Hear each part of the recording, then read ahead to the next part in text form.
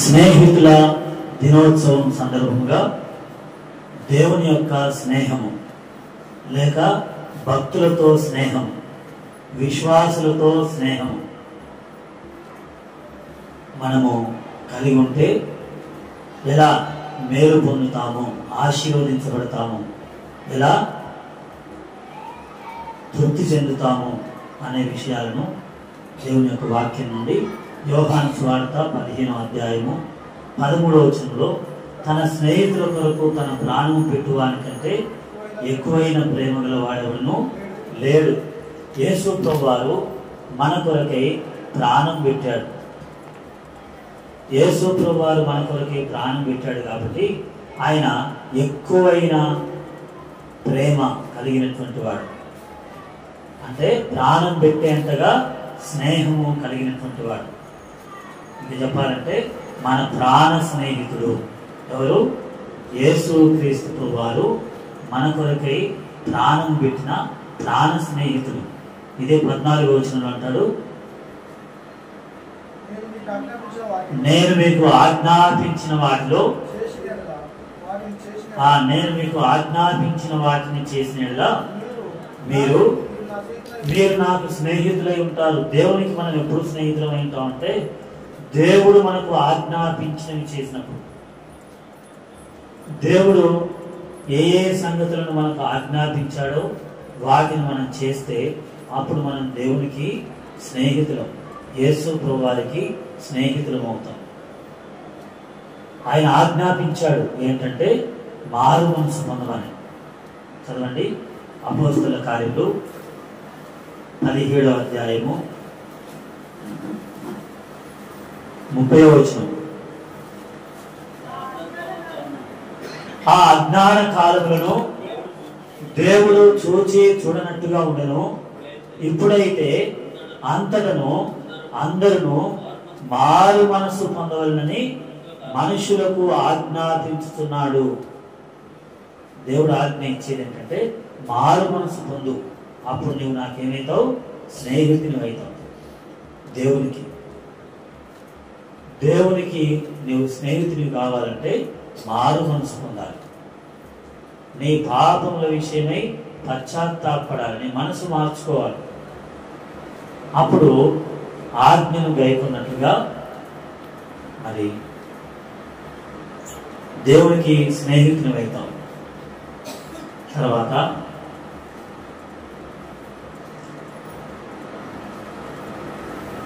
మత్తయి సువార్త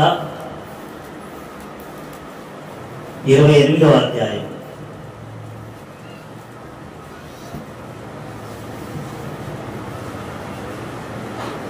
12వ వచనం. కాబట్టి మీరు వెళ్ళి సమస్త జనులను శిష్యులుగా చేయుడి, తండ్రి యొక్కయు కుమారుని యొక్కయు పరిశుద్ధాత్మ యొక్కయు నామములోనికి వారికి బాప్తిస్మం ఇస్తూ.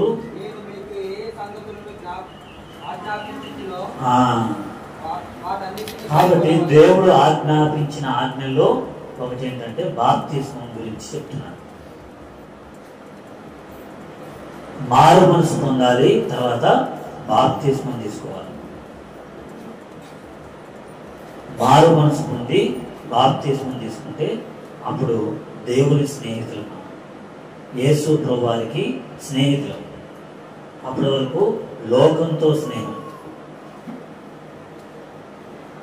అపవాదితో స్నేహం,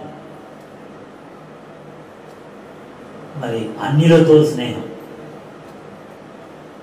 ఇప్పుడు దేవుడితో స్నేహం అంటే మారు మనసు, బాప్తిస్మము, తర్వాత మనం బలలో పాలు పొందడం.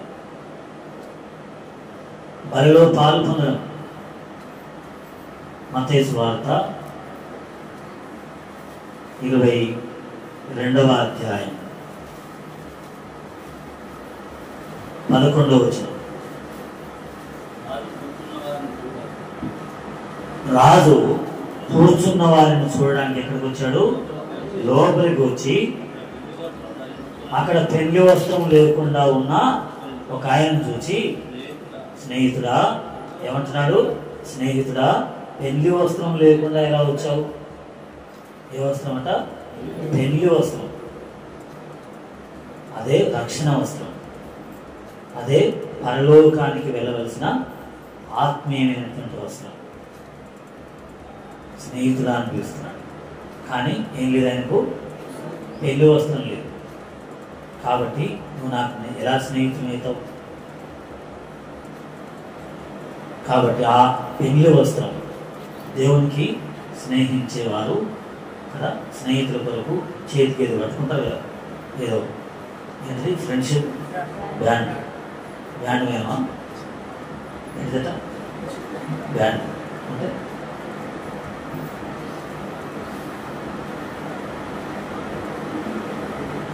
అయితే యేసు ప్రభుతో స్నేహం చేయాలంటే మారు మనసు, రక్షణ, పాప క్షమాపణ, నీ పాపములు ప్రభు దగ్గర ఒప్పుకోవాలి. అప్పుడు దేవునికి స్నేహితుడవుతాడు. దేవుడు నీకు స్నేహితుడవుతాడు. నీ స్నేహితుడు ఎవరు? యేసు ప్రభు. నా కొరకు తన ప్రాణం పెట్టాడు, ప్రాణ స్నేహితుడు. ఎవరు పెట్టారా? నా రక్షణ కొరకు, నేను పరలోకం చేరినట్లుగా, నేను నిత్య జీవంలో పాల్గొన్నట్లుగా యేసు ప్రభు తప్ప ఇంకెవ్వరు కూడా ప్రాణం పెట్టిన వాళ్ళు లేరు. కాబట్టి ఆయన ప్రాణ స్నేహితుడు.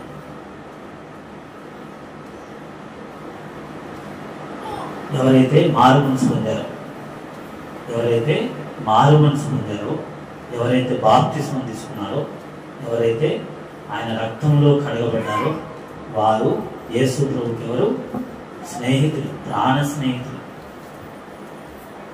అలా అర్థం చేసుకోవాలి. అలా ప్రభువు కొరకు మనం ఒక అడుగు ముందుకు వేయాలి. ప్రభువుతో మనం నడవాలి, ప్రభువుతో మనము స్నేహం చేయాలి. ఆయన మనతో స్నేహం చేస్తాడు. ఎప్పటి వరకు? చదవండి, సామెతల గ్రంథము 17వ అధ్యాయము, సామెతలు 17:17. నిజమైన స్నేహితుడు విడువక ప్రేమించును, దుర్దశలో అటివాడు ఎలా ఉంటాడు? ఒక సహోదరుడుగా ఉంటాడు. విడువడు. దుర్దశ వచ్చిన, కష్టం వచ్చిన, నింద వచ్చిన, దుఃఖం వచ్చిన, అనారోగ్యం వచ్చిన, ఆర్థిక పరిస్థితి వచ్చిన, అన్ని బాగున్నప్పుడు కాదు, అన్నీ బాగున్నప్పుడు కాదు, ఏమీ లేకపోయినా దుర్దశలో ఉన్న, కష్టస్థితిలో ఉన్న ఏం చేస్తారట? మరి కష్టస్థితిలో ఉన్న ప్రేమతో విడిచిపెట్టకుండా ఉండేవాడే నిజమైన స్నేహితుడు.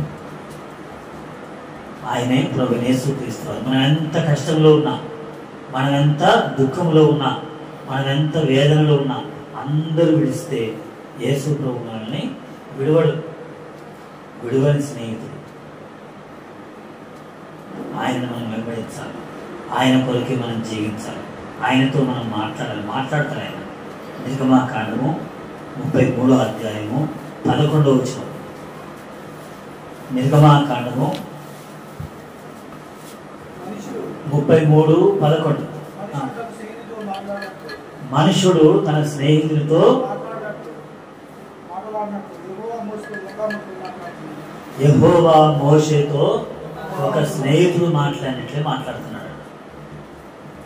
మోషేతో, మోషే లే అంటే లేచాడు, నడువు అంటే నడిచాడు, వెళ్దాం పదా వెళ్తున్నాడు. ఎర్ర సముద్రాన్ని ఒక అడుగు వేయి, దాని వైపు చేయి దాపు, నీ కర్ర దాపు, నువ్వు ఒక అడుగు వేయి. వెంటనే ఏమైంది? ఎర్ర సముద్రం పాయలేదు. వెలుపలికి వచ్చినవా, మరలా సముద్రం వైపు చేయి దాపు, అప్పుడు సముద్రం ఒకటైతుంది. ముందుకు వెళ్ళు. 6 లక్షల మంది ఉన్నారు, అయినా నేనున్నా. ఎవరికి నేను? దేవుడు అంటున్నాడు మోషేతో, ఎవరికి నేను ఒక స్నేహితుడిని.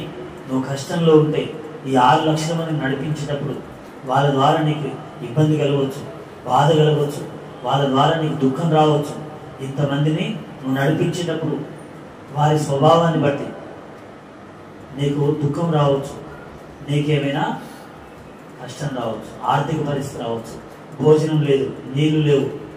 అయితే నేనున్నగా నేను ఎవరిని, ఎలాంటి స్నేహితుడిని? ప్రాణ స్నేహితుడిని, నిజమైన స్నేహితుడిని, నీకు సహాయం చేసే స్నేహితుడిని. లూకాసు వార్తలో ఒక మంచి స్నేహితుడు ఏం చేశాడు చూడండి. లూకాసు వార్త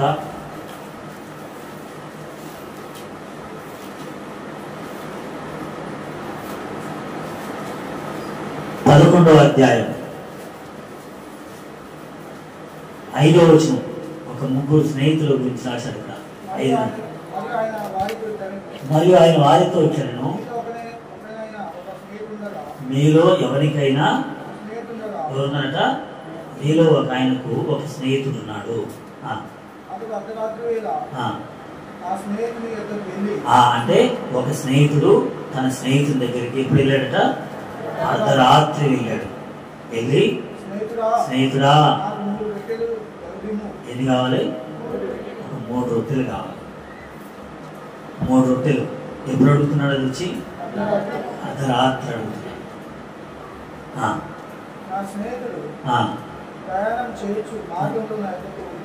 ఈ స్నేహితుడు ఇంకో స్నేహితుడు వచ్చాడట. ప్రయాణం చేస్తూ మధ్యలో ఈయన దగ్గరికి వచ్చాడు. మార్గస్థుడు వస్తే ఆయన ఆకలింది, ఈయన దగ్గర లేదు. ఎవరి దగ్గర ఉంది? ఇంకో స్నేహితుడి దగ్గర ఉంది. ఒక స్నేహితుడు ఇంకో స్నేహితుడి దగ్గరికి వస్తే ఈయన దగ్గర లేదు. ఆయనకు ఆకలి అవుతుంది, ఈయన దగ్గర పెట్టడానికి ఏం లేదు. ఉన్నాయనేమో లోపల ఉన్నాడు. ఆ సమయమేమో అర్ధరాత్రి. ఏం చేయాలి ఇప్పుడు? స్నేహితుడు వచ్చాడు. స్నేహితుని ఆకలి తీర్చడానికి ఇతని దగ్గర ఏమీ లేదు. కానీ నా దగ్గర లేదు, కానీ ఉన్నది ఎక్కడనో తెలుసుకున్నాడు. ఎవరి దగ్గర ఉంది? ఎవరి దగ్గర ఉంది? నిజమైన స్నేహితుని దగ్గర ఉంది, ప్రాణ స్నేహితుని దగ్గర ఉంది. ఆయనే ప్రభువైన యేసుక్రీస్తు లోపల ఉన్నాడు. అంటే ఈయన వెళ్ళి తలుపు కొడుతున్నాడట. స్నేహితుడా, స్నేహితుడా అంటే ఏంటి? ఈ రాత్రి వచ్చినావు అంటే నాకు కాదు ఆకలి. ఎవరికి? నా ఇంకో స్నేహితుడు ఉన్నాడు, ఆయనకు ఆకలి. ఆయన నీకు ఇంకేం కాలేదు. అర్థమైనప్పుడు ఆయనే ఈయనకు స్నేహితుడు అయితే ఈయన దగ్గర లాక్కుపెట్టాడు కదా. లేని ఆయన దగ్గరికి వస్తాడా? రాడు కదా. ఎవరి దగ్గర ఉందో వాళ్ళ దగ్గరికి వెళ్తాడు కదా. లేదు. కానీ ఈ స్నేహితుడి మీద ఏముంది? నమ్మకం ఉంది. నా స్నేహితుడి దగ్గరికి పోతే లేకున్నా ఏం చేస్తాడు? సంపాదించుకొచ్చి పెడతాడు. ఎందుకంటే ఈయన స్నేహితుడి గురించి చెప్పేటోడు. నా స్నేహితుడి దగ్గర ఎప్పుడు పోయినా రొట్టెలు ఉంటాయి. నాకు ఒక స్నేహితుడు ఉన్నాడు, ఆయన దగ్గర ఎప్పుడు ఉంటాయి? రొట్టెలు ఉంటాయి. అసలు అయితే మరి నేను నీ దగ్గరికి వస్తున్నా, నువ్వు నీ స్నేహితుడిని అడిగి నాకు ఒక రొట్టె ఇస్తావా అంటే ఇది వెళ్ళి తలుపు కొట్టి ఆయన అడుగుతున్నాయా, నా దగ్గరికి ఒక స్నేహితుడు వచ్చిండు, మరి ఏం చేయాలి ఇప్పుడు అంటే నీ దగ్గర రొట్టెలు ఉన్నాయి కదా, ఒక రొట్టె ఇస్తావా? ఏం చేసిండట? నా పిల్లలు నాతో కూడా చదవండి. ఇప్పుడు లేచి తలుపు తీస్తే ఆ శబ్దానికి ఎవరు లేస్తారు? పిల్లలు లేస్తారు. చిన్నపిల్లలు. రాత్రిపూట చిన్నపిల్లలు లేస్తే మళ్ళీ నిద్రపుచ్చడం కష్టమా? చెప్పండి. ఇబ్బంది కదా. చిన్నపిల్లలు అట్లా ఏడుస్తున్నప్పుడు రాత్రిపూట తల్లిదండ్రులు ఇబ్బంది పడేది. ఆ చిన్నపిల్లలు ఉన్న వాళ్ళకు సరే ఉన్నది చాలా మందికి, వాళ్ళకి అనుభవం కదా. మధ్యరాత్రి లేచారంటే ఇబ్బంది. కాబట్టి ఏం చేయాలి ఇప్పుడు? అతడేమో స్నేహితుడు, ఇతడేమో పిల్లలు. లేస్తే వీళ్ళు లేస్తున్నట్టుండ్రి. అయినా ఏం లేదు, మాటికి అడుగుతున్నాడు. కాబట్టి ఏం చేస్తా? నేను నా స్నేహితుడికి ఏమిస్తా? రొట్టెలు ఇస్తా అని వచ్చి తలుపు తీసి ఆ రొట్టెలు ఇచ్చాడట. ఎంతమంది స్నేహితులు వీళ్ళు? చెప్పండి. 3 స్నేహితులు. అంటే ఆకలైన స్నేహితుడు, రొట్టెలు లేని స్నేహితుడు, రొట్టెలున్న స్నేహితుడు. ఇప్పుడు ఇతని దగ్గర రొట్టెలు లేకుండా ఏం చేశాడు? సంపాదించుకొచ్చి పెట్టాడు. అలాంటి స్నేహితులు కావాలి.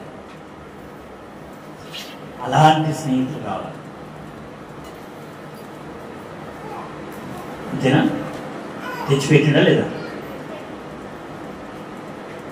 ఇచ్చిండా? తెచ్చి ఇచ్చాడు. అక్కడ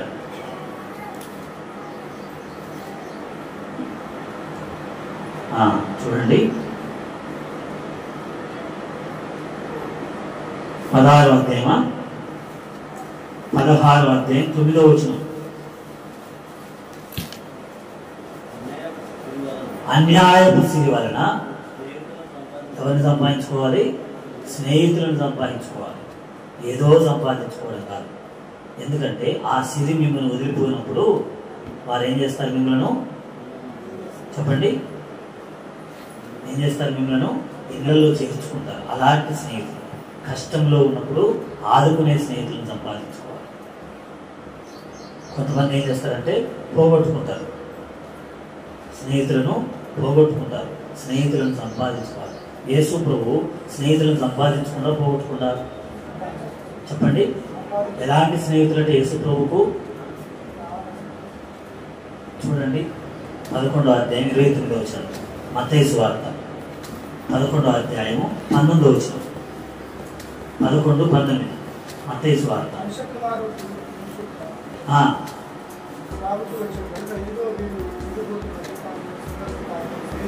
పాపులకు స్నేహితుడని. ఎవరికి స్నేహితుడు అనుకుంటున్నారట? పాపులకు స్నేహితుడు. యేసు ప్రభుతో స్నేహం చేస్తే పాపులు ఏమయ్యారు? చెప్పండి, యేసు ప్రభుతో స్నేహం చేస్తే పాపులు ఏమయ్యారు? పరిశుద్ధులైతారు.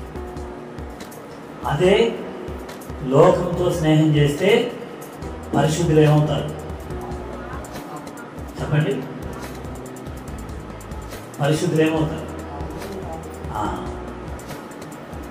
నాకు కూడా ఉన్నారు స్నేహితులు.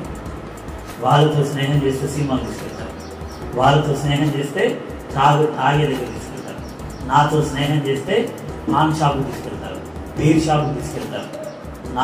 వాళ్ళతో స్నేహం చేస్తే ఇంకా వేరే వేరే అపవిత్రమైన స్థలాలకు తీసుకెళ్తారు, మోసకరమైన స్థలాలకు తీసుకెళ్తారు, బయటికి చెప్పుకోలేని చీకటి స్థలాలకు తీసుకెళ్తారు, రహస్య స్థలాలకు తీసుకెళ్తారు, అవమానకరమైన స్థలాలకు తీసుకెళ్తారు.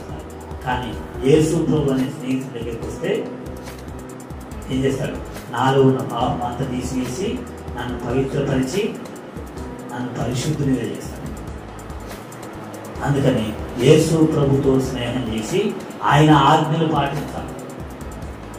ఆయన ఆజ్ఞలు పాటించాలి. ఆయన ఆజ్ఞలు పాట కూడా పాడారు కదా, మా ప్రభు యేసు నీవే మా సర్వము, మహిమాకెప్పుడు నీతోనే స్నేహము. మా ప్రభు యేసు నీవే మహిమాకెప్పుడు నీతోనే, పరిశుద్ధం వైనాది నీ దివ్య నైజము, పరిశుద్ధం వైనాది, పరిశుద్ధం వైన జీవితమే మా భాగ్యము, పరిశుద్ధం వైన జీవితమే మా భాగ్యము, పరిశుద్ధ ప్రజలుగా, పరిశుద్ధ ప్రజలుగా మమ్ము పాలించుము ప్రభు యేసు రాజా, పాలించుము ప్రభు యేసు రాజా, మా ప్రభు యేసు మహిమాకెప్పుడు నీతోనే, మా ప్రభు యేసు నీవే మహిమాకెప్పుడు. ఎందుకంటే దేవునిలో పరిశుద్ధత ఉంది, యేసు ప్రభులో ఏముంది? పరిశుద్ధత ఉంది. ఎంతమంది పాపులు వచ్చి యేసు ప్రభుతో స్నేహం చేసినా అందరూ ఏమవుతారు? చెప్పండి, అందరూ పరిశుద్ధులుగా మార్చబడతారు. కానీ నువ్వు ఒక్క పాపితో స్నేహం చేస్తే ఏమైపోతావు? చెప్పండి. కాబట్టి చాలా జాగ్రత్తగా నువ్వేం చేయాలంటే, నువ్వు పరిశుద్ధుడైన యేసు ప్రభు దగ్గరికి నీ స్నేహితులను నడిపించాలి. అంతేగాని ఈ పరిశుద్ధ స్నేహితులను వదిలిపెట్టి ఆ పాప స్నేహితుల దగ్గరికి నువ్వు వెళ్ళడం కాదు. ఆ పాప స్నేహితులను పరిశుద్ధ స్నేహితులైన యేసు ప్రభు దగ్గరికి తీసుకొని రావాలి. స్నేహితులు ఉండొచ్చు. మా ఫ్రెండ్స్ ఎవరంటే అని చెప్పొచ్చు. కానీ వాళ్ళను నిజమైన స్నేహితులైన యేసు ప్రభు దగ్గరికి నడిపించాలి. అది ఆజ్ఞ, అది ఆజ్ఞ. అందుకనే సమస్త మనుషులను నాకు స్నేహితులుగా చేయండి. తండ్రి యొక్కయు కుమారుని యొక్కయు పరిశుద్ధాత్మ యొక్కయు నామంలో బాప్తిస్మం ఇవ్వండి. నేను ఆజ్ఞాపించిన సంగతులను వారికి బోధించండి. అప్పుడు మీరు నాకు ఏమవుతారు? స్నేహితులు అవుతారు. మిమ్మల్ని నేను స్నేహితులను పిలుస్తున్నా, మిమ్మల్ని నేను దాసులను పిలవట్లేను. ఈరోజు బాగా ఎండ ఉంది, బాగా వేడి ఉంది కదా. మే నెలలో ఎట్లుంటుందో అట్లా ఉంది. అయినా మీరు ఇలా వచ్చారు కాబట్టి హోషేయ గ్రంథం మరలా చెప్తున్నా మాట 13వ అధ్యాయం 5వ వచనం. మహా ఎండకు కాలిన అరణ్యంలో నిన్ను స్నేహించిన దేవుడును నేనే అంటున్నాను. ఇంత ఎండలో మీరు వచ్చారంటే నాకు స్నేహితులు మీరు.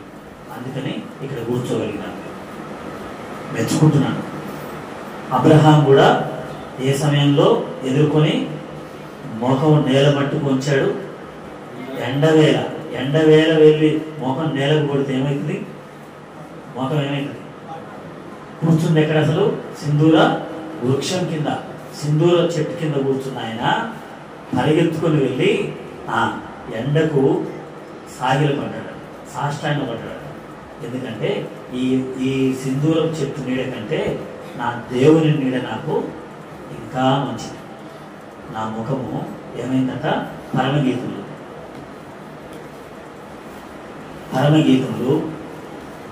1వ అధ్యాయము 7వ వచనం చూడండి. నేను ఎండ తగిలిన దానను అంటాను. ఎన్నో వచనం? 6వ వచనం. నల్లని దాని నన్ను చిన్న చూపులు చూడకుడి. ఎవరిని? నేను ఎండ తగిలింది నాకు. ఎవరి కొరకు? నా స్నేహితుని కొరకు. ఎవరి కొరకు? నా స్నేహితుడు అంటూ చూడండి. 5వ అధ్యాయము 16వ వచనం చివరిలో ఉంది. ఇతడే చెప్పండి, నా స్నేహితుడు. నా స్నేహితుని కొరకు నేను ఎండ కూడా నేను బాధపడను. ఎండైనా నా స్నేహితుడు. ఎందుకంటే నా కొరకు ప్రాణం పెట్టిన స్నేహితుడు, నా ప్రాణ స్నేహితుడు. ఎండలో కూడా నా దేవుని నేను ఆరాధిస్తానికి వస్తాను. ఎండని చూడను, ఎండకు నేను భయపడను. నా దేవుడు నాకు నీడగా ఉంటాడు. పగలు ఏ దెబ్బ? ఎండ దెబ్బ అయినను రాత్రి తగలకుండా ఆయన నా కుడి పక్కన ఎలా ఉంటాడు? నీడగా ఉంటాడు. ఆయన నా కుడి పక్కన నీడగా ఉంటాడు. నా స్నేహితుడు. చాలా ఉన్నాయి అన్నమాట. అలా దేవుడు మనకు స్నేహితుడుగా ఉన్నాడు. ఇప్పుడు అబ్రహామును దేవుడు ఏమని పిలుస్తున్నాడు చెప్పండి? యెషయా గ్రంథం 41వ అధ్యాయం. యెషయా గ్రంథము 41వ అధ్యాయము 8వ వచనం. నా సేవకుడైన ఇశ్రాయేలు,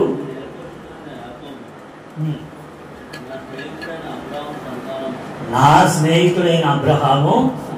ఎందుకంటే ఎండని చూడకుండా, ఈ దేశము ఆ దేశం అని చూడకుండా నా కొరకు ప్రయాణం చేసినటువంటి అబ్రహాము, నా కొరకు ఎండను సహించిన అబ్రహాము, నా కొరకు బాధ సహించిన అబ్రహాము, నా కొరకై నింద భరించిన అబ్రహాము నా స్నేహితుడు. నా కొరకై తన కుమారుణ్ణి కూడా బలిపీఠం మీద పెట్టిన అబ్రహాము నాకెవరు? స్నేహితుడు. స్నేహితుని కొరకు తన ప్రాణమైన పెట్టగలడు. అందుకనే దేవుడే అంటున్నాడు, నా స్నేహితుడు అబ్రహాం. మోషేని ఏమంటున్నాడు? నా స్నేహితుడు మోషే. నిన్ను కూడా నా స్నేహితుడని పిలవాలంటే అలా మోషేలాగా ముందడుగు వేయాలి. దేవుడు నేను స్నేహితులని పిలుస్తాను. ఎవరు ఆయన? ఎవరు అంటే నా స్నేహితుడు. ఆమె ఎవరు? నా స్నేహితురాలు అంటాడు దేవుడు. నా స్నేహితుడు, నా స్నేహితురాలు, నేను వారి కొరకు ప్రాణం పెట్టాను. అదే దావీదుకు ఒక స్నేహితుడు ఉన్నాడు. సమూయేలు మొదటి గ్రంథము 18వ అధ్యాయం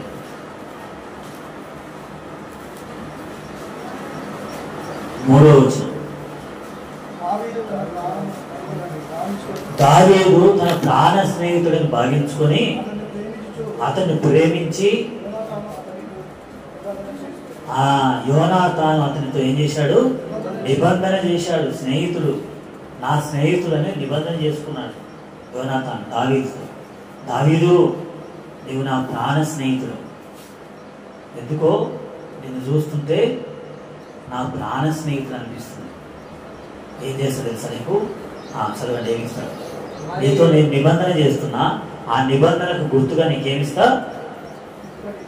ఏమిస్తాను? నా దుప్పటి నీకు ఇస్తా. ఆ దినాల్లో వారికి రకరకాలైన దుప్పట్లు ఉన్నాయి. ప్రవక్తకి ఏముంటుంది చెప్పండి? దుప్పటి ఉంటుంది. ఏలియా ఏముండేది? ఆయన మీద దుప్పటి ఉండేది. రాజులకు ఏముండేది? వారి మీద దుప్పటి. దుప్పటి అంటే రాజవస్త్రం. ఆ వస్త్రాన్ని చూస్తే అది గుర్తు. ఇప్పటికి కూడా శాలువాలు కప్పుకొని వస్తారు చూడండి. శాలువాలు కప్పుకొని వస్తారు కదా, అలా దుప్పటి. అది తీసి ఇచ్చాడట. అంటే నా రాజరికాన్ని నీకు ఇస్తున్నా. స్నేహితుని కదా, నా ప్రాణ స్నేహితుని కదా, నా రాజరికాన్ని నీకు ఇస్తున్నా. ఎందుకంటే సౌలు తర్వాత రాజు ఎవరు కావాలి? సౌలు తర్వాత సౌలు కుమారుడైన యోనాతాను రాజు కావాలి. కానీ ఈయన ఏం చేశాడంటే, నా ప్రాణ స్నేహితుని నువ్వు కాబట్టి దేవుని అభిషేకం నీ మీద ఉంది. అయితే నేను కాదు కాబోయే రాజుని. ఎవరు? నీవు. నేనెవరిని? రాజుకి స్నేహితుని. చాలు, నేను నీ స్నేహితునిగా ఉంటే చాలు. నువ్వు ఎలా ఉండాలి? రాజుగా ఉండాలి. దావీదు మీద యోనాతాను కట్టం. ఎవరిని పోగొట్టుకుంటారా? ఎవరిని పోగొట్టుకుంటారు? దాన్ని పోగొట్టుకోకుండా నీవు రాజుగా ఉండు, నేను నీ స్నేహితునిగా ఉంటాను. దుప్పటి అది చెప్పేది. రెండవది ఏమిచ్చాడట? కత్తి. కత్తి అంటే యుద్ధం. కత్తి దేనికి గుర్తు? యుద్ధానికి. తన యొక్క అది వీరుడు, శూరుడు అంటారు కదా, అలా కత్తి పక్కకు పెడితే ఏమైనట్లు? నేను యుద్ధం చేయి. నేను కాదు చేసేది, ఎవరు చేయాలి? నువ్వు యుద్ధం చేయి. ఎందుకంటే గొలియాతుని ఏం చేసావు నువ్వు? చెప్పండి, గొలియాతుని ఏం చేసావు? గొలియాతుని ఎవరి కత్తితో జయించాడు? గొలియాతును దావీదు ఏ కత్తితో కమరించాడు? గొలుసులతో కొట్టాడు. అతని తలను ఏ కత్తితో చంపేశాడు? గొలియాత్ ఖడ్గమే. దానికంటే ముందు ఎవరు ఇచ్చారు కత్తి? చూడండి, సమూయేలు మొదటి గ్రంథం 17వ అధ్యాయం. సమూయేలు మొదటి గ్రంథము 17వ అధ్యాయము 38వ వచనం లేక 39వ వచనం.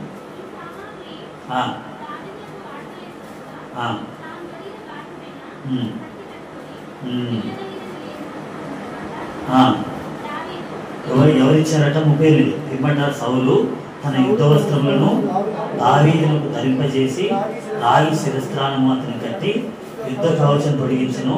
ఈ సామాగ్రి దావీదునకు వాడకలేదు కనుక తాను తొడిగిన వాటిపైన ఏం కట్టాడు? సౌలు ఖడ్గము పెడితే దావీదు వాటిని తొడుక్కొని చూసిందట. తొడుక్కొని చూస్తే ఏమైందట?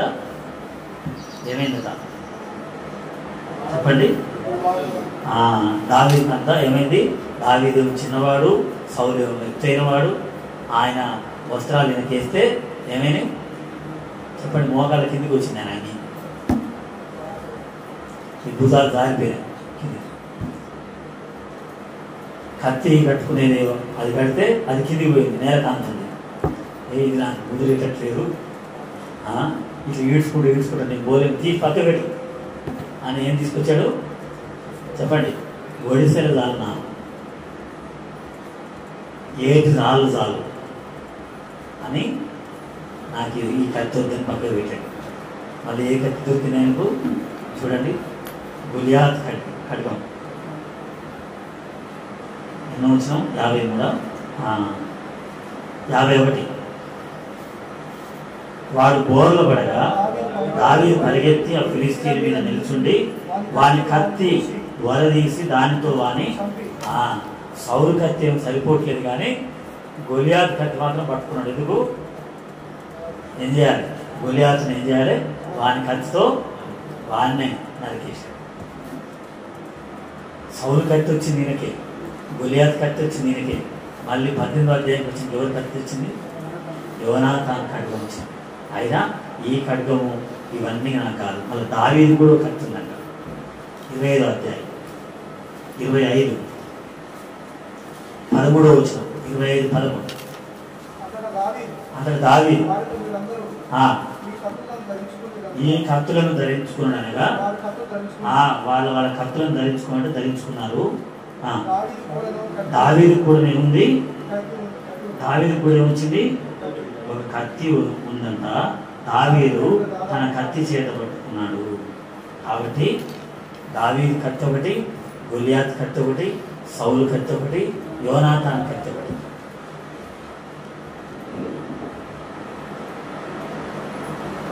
అదేనా? అన్నీ ఉన్నాయి, కానీ వాడింది ఏంటిది? ఒడిసెలు మాత్రమే. అది దేవుడు నున్నగా చేసిన రాయి. అలా ఇప్పుడు ఇలాంటి వాడిని చూసి యోనాతానికి నాకు కత్తి ఎందుకు, నాకు వస్త్రం ఎందుకు, నేను యుద్ధం చేస్తే గొలియాత్ దగ్గర పారిపోయవచ్చా? నేను సౌలు కూడా పారిపోయాడు కదా, అన్నలు కూడా ఏమయ్యారు? పారిపోయారు. అన్నల కత్తులు ఎవరికి వస్తాయి? ఏం చేసుకొని ఈ కత్తులను నేను ఏం చేసుకుంటే ఇవన్నీ పక్కకు పెట్టి ఏం పట్టుకుంటూ ఒడిసెలు పట్టు. నాకేం, నా దేవుడే నాకు. అందుకనే కీర్తనలో ఏమని రాసి ఉంటుంది? కత్తుల చేత నేను ఏం కలగదట? రక్షణ కలగదు. 44వ కీర్తన 6వ వచనం. 44:6.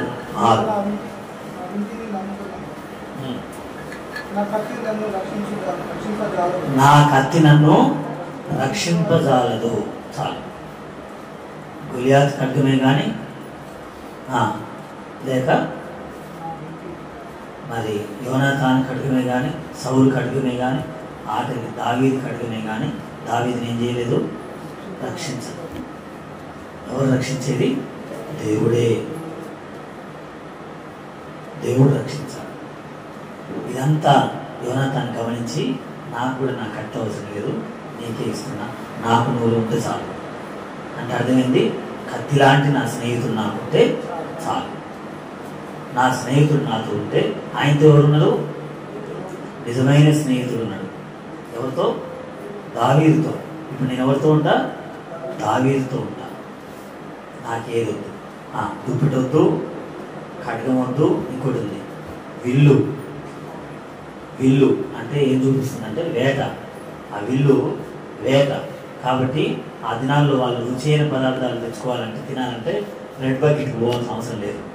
ఎక్కడికి పోవాలి? వాళ్ళు విల్లు తీసుకొని వేటకు పోవాలి.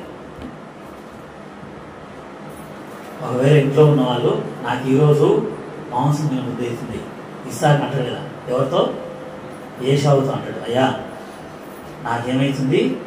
మాంసం తినాలనిపిస్తుంది, నీ విల్లు తీసుకొని నువ్వు పోయి వేటాడి మాంసం తీసుకురా, ఫ్రెష్గా, ఫ్రిడ్జ్లో పెట్టింది కాదు, లైవ్ అంటారు కదా, అట్లా పోయి తీసుకుని రాపు అంటే దాని అర్థం. కాబట్టి నాకు ఏ వేట అవసరం లేదు, నేను నీతో ఉంటే చాలు, నాకు సమృద్ధి ఉంటుంది. అందుకని యోనాతాన్ కొడుకు పేరు గుర్తున్నది చెప్పండి. యోనాతాన్ కొడుకు పేరు మెఫీబోషెత్. మెఫీబోషెత్ జీవిత కాలం అంతా భోజనం వదిలిపెట్టిరు. మరి ఇంకెందుకు? ఇల్లు జీవితకాలం అంతా పోషిస్తాడు దేవుడు. ఎందుకంటే ఎవరు ఉన్నారు పక్కన? దావీదు అనే స్నేహితుడు. దావీదుకి ఎవరున్నారు? దేవుడే నిజమైన స్నేహితుడిగా ఉన్నాడు. అందుకని పూర్తిగా ఆయన పోషణ సంరక్షణ అంతా దేవుడే చూసుకుంటాడు. అందుకనే దావీదు స్నేహితుడు ఎవరు? దేవుడు. మరి ఇటువైపు చూస్తే ఎవరు? యోనాతాను. దావీదుకి ఇంకో స్నేహితుడు ఉన్నాడు. 16వ అధ్యాయం 16వ వచనం, 2వ సమూయేలు 16:16 దావీదుతో స్నేహముగా ఉన్న ఎవరట? అర్కీయుడైన హూషై. 16 2వ సమూయేలు 16 అర్కీయుడైన హూషై. హూషై గురించి 15వ అధ్యాయం 37వ వచనం చూడండి.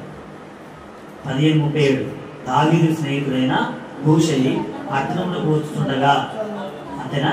15వ వచనం లేక 16 కదా, 17వ వచనం అబ్షాలోము అంటుండు, నీ స్నేహితునికి నీవు చేయు ఉపకారం ఇంతేనా? నీ స్నేహితునితో కూడా నువ్వు వెళ్ళకపోతేవేమి అని అంటే అప్పుడు హూషై అంటుండు. హూషై ఏమంటుండో 18వ వచనం చూడండి.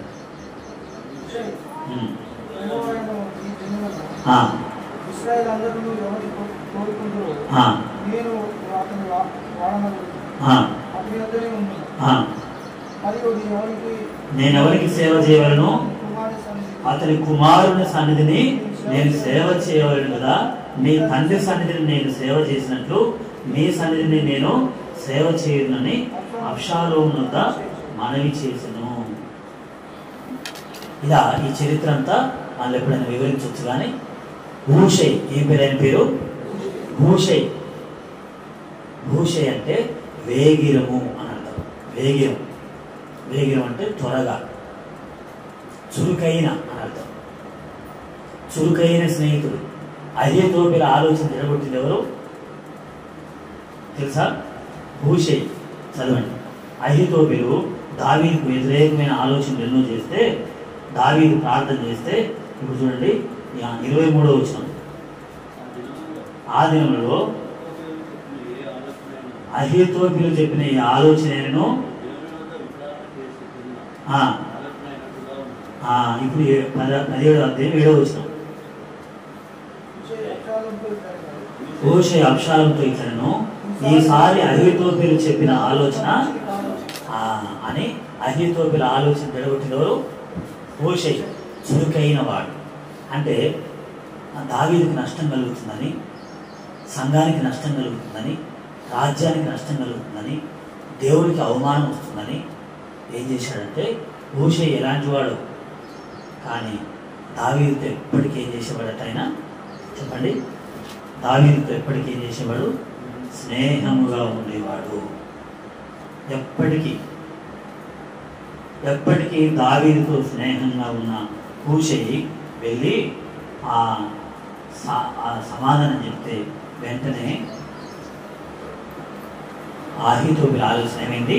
వ్యర్థమైపోయింది. 14వ వచనం, అబ్షాలోమును ఇశ్రాయేలు వారందరూ ఈ మాట విని అర్కీయుడకు హూషై చెప్పిన ఆలోచన అహీతోపెలు చెప్పిన దానికంటే అర్థమైందా? కాబట్టి హూషై అనేటువంటి దావీదు స్నేహితుడు. అహీతోపెలు కూడా ఎవరు? దావీదుకు స్నేహితుడే, లేక దావీదుకు మంత్రి అంట. అయితే దావీదుకు మంత్రి అహీతోపెలు. కానీ అహీతోపెల ఆలోచన ఏమైంది చెప్పండి? మారిపోయింది. అహీతోపెలు ఒకటి అనుకున్నాడు, హూషై పోయి దాన్ని ఏం చేశాడు? తిరగల మరగల చేశాడు. ఎందుకంటే ఈరోజు స్నేహితుల దినోత్సవం కాబట్టి చెప్తున్నా. దావీదు నిజమైన స్నేహితుడు. దావీదుకి ఏం చేశాడు? మేలు చేశాడు. దావీదుకే కాదు, రాజ్యానికి ఏం చేశాడు? మేలు చేశాడు. దావీదు కుటుంబానికి ఏం చేశాడు? మేలు చేశాడు. దావీదు స్నేహితులకు ఏం చేశాడు? మేలు చేశాడు. అహీతోపెలు ఏమో అపవిత్రమైనటువంటి సలహాలు చెప్పాడు. అక్కడ చెప్తే ఇప్పుడు చదివిస్తే భయంకరంగా 16వ అధ్యాయము 21వ వచనం. దావీదు అది చదవకండి, బయటికి చదవకండి, లోపల చదువుకోండి. ఎంత అపవిత్రమైన ఆలోచన చెప్పాడు. చెడిపోయే ఆలోచన, చెడగొట్టే ఆలోచన. నష్టం చేసే ఆలోచన చెప్పాడు అహీతోపెలు. కానీ హూషై మాత్రం అహీతోపెలు చెప్పిన ఆలోచన కంటే మంచి ఆలోచన. ఎందుకంటే నిజమైన స్నేహితుడు విడువక ప్రేమించును. ఇప్పుడు అలా చెప్తే హూషైకి ఒకవేళ ఏమైనా కష్టం వస్తుందా? అయినా పర్వాలేదు. అలా తన యొక్క స్నేహితునిగా దావీదుకు ఇంకో స్నేహితుడు ఉన్నట్ట. ఆయన ఏం చేసిండో రాజుల మొదటి గ్రంథం 5వ అధ్యాయము మొదటి వచనం. రాజుల మొదటి గ్రంథం 5వ అధ్యాయము మొదటి వచనం. తూర్పు రాజైన హీరాము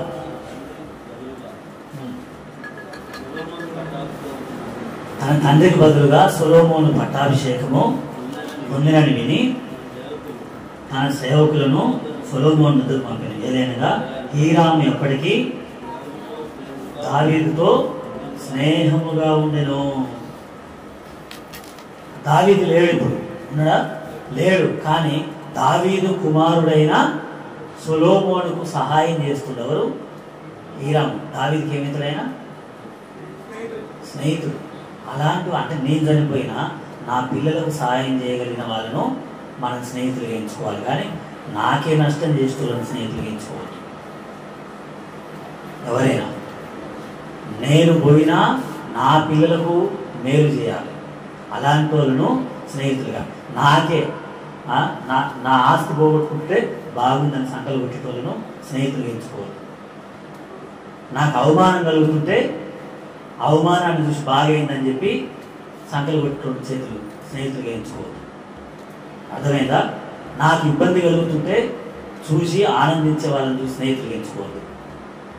నాకు మేలు చేసి నా ఆస్తిని పెంచి నా ఆస్తిని, నాకు ఎట్లాంటి స్నేహితులు అంటే నాకు 1 లక్షన్నర ఉంటే నాకు ప్లాట్ గురించాడు నా స్నేహితుడు. ఇప్పుడు అది 6 లక్షలు అయింది. అర్థమైందా? అలాంటి స్నేహితులను ఎంచుకోవాలి. అంతేగాని అమ్మేసి తిను అని మన ఆస్తి అంతా పోగొట్టిన వాళ్ళని స్నేహితులుగా ఎంచుకున్నవా, తర్వాత నువ్వే నష్టం, ఇప్పటికే నష్టమవుతుంది, తర్వాత ఇంకా నష్టపోతుంది. అది గుర్తుపెట్టుకోండి. నేను చెప్పలేదని కూడా చెప్తున్నా. ఎందుకంటే నేను మీకు నిజమైన స్నేహితులుగా ఉండాలనుకుంటున్నా. లేకపోతే నాకు నిజమైన స్నేహితుడు యేసుక్రీస్తు, ఆయన స్నేహితుడు కాబట్టి నేను మీకు స్నేహితులుగా ఉండాలనుకుంటున్నా. మీ సాక్ష్యం జడగొట్టే వాళ్ళను స్నేహితులుగా ఎంచుకోకండి. ఎందుకంటే అటు చదివారు కదా, దావీదు అడవుల్లోకి పోతే దావీదుకి ఎలాంటి సలహా ఇస్తుంది అహీతోపెలు? చెయ్యి, పాపం చేయని. ఎవరికి? అబ్షాలోము సొంత కొడుక్కే అపవిత్రమైన పనులు చేయి, ఏం కాదు, నీ తండ్రికి అవమానం వస్తే చాలు. తండ్రికి అవమానం వచ్చేటట్టుగా సలహాలు చెప్పే స్నేహితుడేమో అహీతోపెలు. అహీతోపెలు ఆలోచన జరుగుతుందేమో ఎవరు? ఈరోజు ఏ దినోత్సవం కాబట్టి ఇప్పుడు హూషై ఇప్పుడు ఉంటే ఆయన భుజం మీద చెయ్యేమని ఏదో నేను లేదా చిన్నోడిని కాబట్టి ఆయన చెయ్యి నా భుజం మీద వేయించుకొని నాకేమైనా సలహా చెప్పు అని అడుగుతుంది. అహీతోపెలు నీ సలహా నాకెందుకు పిచ్చోడపో అను. నాకు అవమానం వచ్చి, నా తండ్రికి అవమానం వచ్చి, మందిరానికి అవమానం వచ్చి, సేవకు అవమానం వచ్చే సలహాలు ఇస్తావా? పో పిచ్చివాడా అని నెట్టేది. అదే హూషై వస్తే భుజం మీద చేసి నువ్వేమన్నా చెప్పవా, నాకు దావీదుకి చెప్పినావు కాబట్టి నాకు చెప్పవా. హీరాము వచ్చినందుకు అసలు సొలొమోను మందిరం కట్టాలంటే ఆయన కావలసిన కల్పత ఇచ్చింది ఎవరు? హీరాము. బుద్ధిరే ఇచ్చిండట. నువ్వు నాకు తర్వాత ఇద్దువు, కానీ ముందు మీ నాయన నా స్నేహితుడు కాబట్టి నువ్వు ఇల్లు కట్టుకుంటున్నావుగా, నువ్వు ఏం కట్టుకుంటున్నావు? మందిరం కట్టుకుంటున్నావు, ఇల్లు కట్టుకుంటున్నావు, నీవు డెవలప్ అవుతున్నావు, నాకు అంతే చాలు. ఎందుకంటే నువ్వు ఎవరు కుమారుడివి? నా స్నేహితుని కుమారుడివి కాబట్టి నా స్నేహితుడు ఎంతో నువ్వు నాకంత, నేను అభివృద్ధి చేస్తా అని చెప్పి నీకేం కావాలో చెప్పని సముద్రం మీద, తెప్పల మీద, పడవల మీద పంపించినట్టు చదవండి. రాజుల మొదటి గ్రంథం 5వ అధ్యాయము. అలాంటి స్నేహితులను ఎంచుకుందాం. ఈ స్నేహితుల దినోత్సవం రోజు తీర్మానం చేసుకుందాం. మన నిజ స్నేహితుడైన యేసు ప్రభువారి యొక్క శరీరం, రక్తానికి సాక్షిగా 5వ అధ్యాయము 10వ వచనం.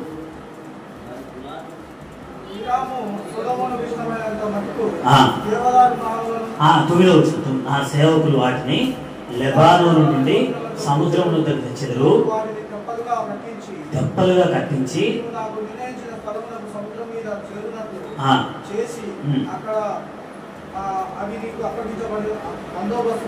బందోబస్తు పెట్టి మరి శత్రువులు దొంగిలించకుండా. బందోబస్తు అంటే ఏదైనా పెద్ద పండుగ జరుగుతుంది, జాతర జరుగుతుంది, తిరునాళ్ళు జరుగుతుంది, లేకపోతే ఇంకేది జరుగుతుంది, అప్పుడు ఏం పెడతారు అంటారు కదా, అట్లా బందోబస్తు పెట్టి మరి నీ మందిరానికి నీ ఇంటికి కావాల్సినంత నేను పంపిస్తాను, ఒక్కటి కూడా పోకుండా. అలాంటి స్నేహితుడు, ఎంతమంది స్నేహితుడు చూడండి. కానీ కొంతమంది ఉంటారంట, ఏం చేస్తారట,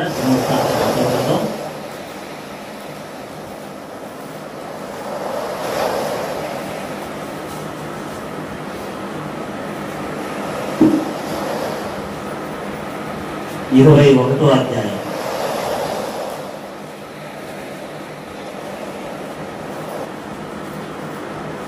అకాల 19వ అధ్యాయం 2వ వచనం చూడండి. దీర్ఘదర్శి అనానీ కుమారుడు యెహూ అతన్ని ఎదుర్కొని పోయి రాజైన యెహోషాపాతుకు ఈలాగు ప్రకటన చేసెను.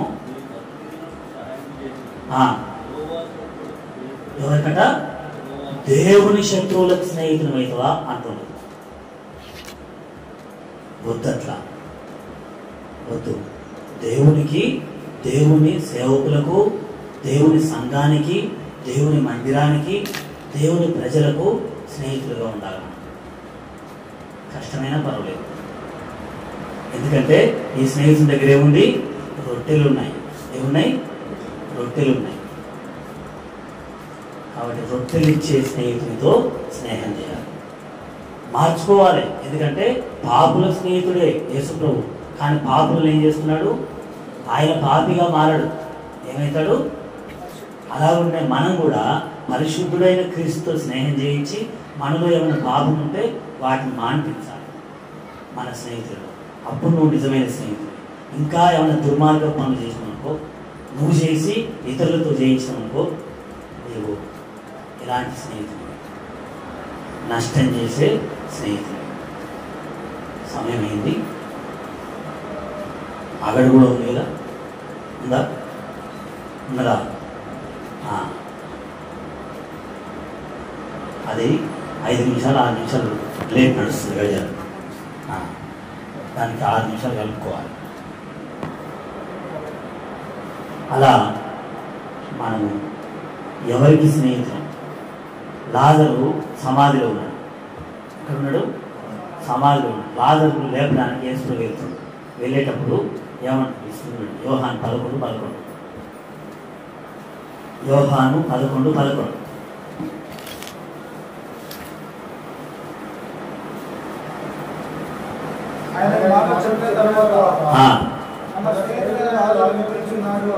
మన స్నేహితుడైన లాజరు ఏం చేస్తున్నాడు, నిద్రిస్తున్నాడు. అతను ఏం చేయాలి మనం, నీ స్నేహితులను నువ్వు మేలుకొల్పాలి. నిద్రపోతున్న వాళ్ళను లేపాలి. నువ్వు నిద్రపోతున్న ఆత్మీయంగా. ఎక్కడేసిన బొంగలు అక్కడే ఉంటుంది. ఎక్కడేసిన బొంగలి ఆత్మీయత లేదు, అభివృద్ధి లేదు. సంఘంలో, మందిరంలో, పరిచర్యలో అభివృద్ధి లేదు. నువ్వేం చేయాలి, నీ స్నేహితులను మేలుకొల్పాలి. అది యేసు ప్రభు తన స్నేహితులతో చెప్తుండు, శిష్యులతో చెప్తుండు, మీరు నా స్నేహితులు. మనకు లాజరు స్నేహితుడు. అతను ఏం చేద్దాం, మేలుకొల్పుదాం. అది హూషే అంటే. హూషే అంటే అర్థం హుషారుగా ఉండాలి. ఇతరులను ఏం చేయాలి, మేలుకొల్పాలి. ఇతరులను నిద్రపుచ్చడం కాదు. అదే సంసోను కూడా స్నేహితులు ఉండు, తెలుసు కదా. సంసోను స్నేహితులు ఏం చేశారట, ఏం చేసారు, అది ఎట్లా చెప్పు, అది ఎట్లా చెప్పు అంటే, అది ఇట్లా అట్లా అని ఏదో చెప్తే, ఏది తేనె కంటే తీపి అయినది ఏది అంటారు కదా. అక్కడ ఒక పొడుపు కథ చెప్తాడు. స్నేహితులందరూ వచ్చి ఏందని ఆమెతో మాట్లాడి తెలిసిన తర్వాత ఆఖరికి సంసోను పోయి 30 మంది స్నేహితులకు బట్టలు ఇవ్వాల్సి వస్తుంది. ఆఖరికి అందులో ఒక స్నేహితుడు సంసోను భార్యనే తీసుకొని పోతాడు. అట్లాంటి స్నేహితుడు. అదంతా చెప్పేది కాదు, నా వయసు సరిపోదు. తిమోతను లాంటి లేకపోతే జయకుమార్ లాంటి వాళ్ళు, ప్రకాశం లాంటి వాళ్ళు చెప్తే అది మంచిగా ఉంటుంది. నేను చెప్పకూడదు. అలాంటి స్నేహితులు అంటే సంసారం జడగొట్టే స్నేహితులు, కుటుంబంలో చిచ్చు పెట్టే స్నేహితులు. సంసోను కుటుంబం తీసుకొని పోయినట్టు ఎట్లాంటి స్నేహితులు, అది తీసి చదివించాలంటే కూడా నాకు ఇబ్బంది వద్దు. అలాంటి స్నేహితులు వద్దు నీకు. నీ సంసారాన్ని జడగొట్టే స్నేహితులు వద్దు. నీ జీవితాన్ని, నీ కుటుంబానికి అవమానం తెచ్చే స్నేహితులు వద్దు నీకు. వాళ్ళు పెద్దోళ్ళు కావచ్చు, చిన్నోళ్ళు కావచ్చు. అలాంటి వాళ్ళతో స్నేహం మానేసి. ఒక పాట కూడా పాడేది కదా, చిరకాల స్నేహితుడా పాడండి.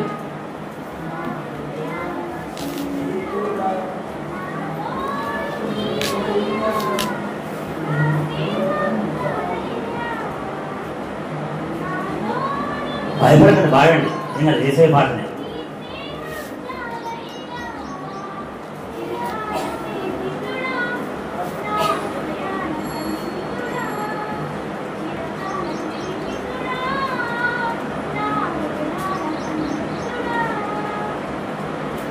అంతవరకు వస్తుంది, అయినా పర్లేదు.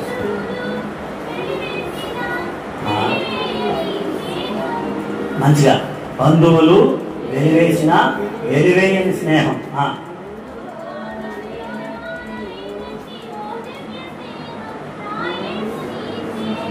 అందులో ఇంకా కొన్ని చరణాలు వాళ్ళు రాయలేదేమో కానీ 2-3 చరణాలు ఉంటాయి. కానీ ఎంత మంచి పాట రాశారు. ఎవరు రాశారు ఆ పాట తెలుసా? ఎవరు రాశారు? సూర్యాపేటలో ఉంటారు అంతేనా? ఎవరు? మన్నా చర్చి వాళ్ళు. నేనైతే అనుకుంటున్నా సూర్యాపేటలో మన్నా చర్చి సాల్మన్ రాజు పాస్టర్ గారి బిడ్డలు 3 షారోన్ సిస్టర్స్ అన్నారు కదా, వాళ్ళే అనుకుంటున్నాను. మరి నిజమాబద్ధం కానీ సూర్యాపేటలో మళ్ళీ ఒకసారి కనుక్కున్నాం వాళ్ళు రాసిన పాట. ఎందుకంటే ఎవరు నన్ను వెలివేసిన నా యేసు స్నేహం నన్ను పవిత్రపరిచేది, నాకు సహాయపడేది, నన్ను నష్టం చేసేది కాదు, నాకు అవమానం తెచ్చేది కాదు. వద్దు. అలాంటి స్నేహాలు మానేయాలి. దానియేలు స్నేహితులు ఉన్నారు బైబిల్లో. ఎలాంటి టైంలో జ్ఞానులందరిని ఏం చేయాలంటాడు రాజు. జ్ఞానులందరిని ఏం చేయాలి? నా కళకు అర్థం చెప్పలేదు, జ్ఞానులందరిని ఏం చేయాలి? చంపివేయాలి. అప్పుడు వెంటనే దానియేలు అంటాడు, నాకు ఒక్కరోజు ఛాన్సి అని. ఆ ఒక్కరోజు ఎవరి దగ్గరికి వెళ్తాడు చెప్పండి? 2వ అధ్యాయం, దానియేలు గ్రంథం 2వ అధ్యాయం 26 అనుకుంటా చూడండి. ఆ 3 స్నేహితుల దగ్గరికి వెళ్ళి ఆ 3 స్నేహితులతో కలిసి ప్రార్థన చేయగానే వెంటనే ఏం కలిగింది? 18వ వచనం, 2:18.